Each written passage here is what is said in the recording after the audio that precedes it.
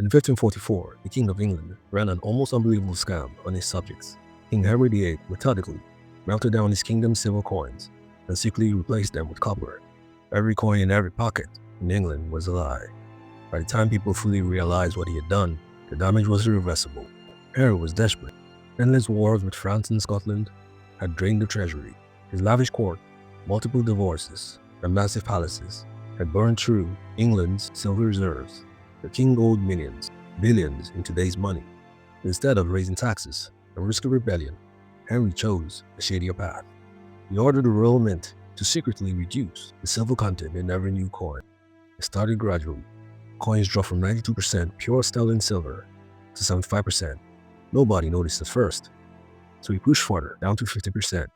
Still, many didn't catch on. By the mid-1540s, Henry wasn't even pretending anymore. English coins were reduced to just 1/3 silver, alloyed heavily with copper.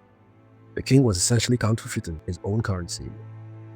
The silver he'd shaved off and melted down was quietly used to pay his ever-increasing debts.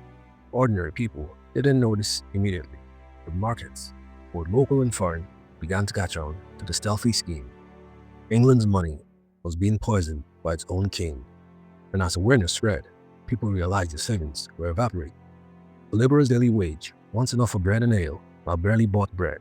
Lifetime earnings cut in half, or worse, by royal deceit. Generations of passed-down nest eggs turned into junk metal overnight. The entire nation had been robbed blind by its greedy king. Markets panicked. Prices doubled, then tripled. Artisans rioted first. They had worked for years, only to see their wages become worthless. Then farmers stopped selling food to towns. White trade blew grain for fake silver. Foreign merchants refused English coins outright. That's not money, they scoffed. That's painted copper. The middle class, shopkeepers who had saved modestly, craftsmen who had built small wealth, watched it all vanish. In the end, did Henry get his comeuppance? No, not at all. He died rich, surrounded by palaces, gold plates, and treasures, leaving his 9-year-old son, Edward VI, to inherit the economic catastrophe. The debasement continued briefly under the young king, pushing silver content even lower, but the worst damage was already done. Henry left behind an economy in ruins and generations of subjects who would never fully trust their money again.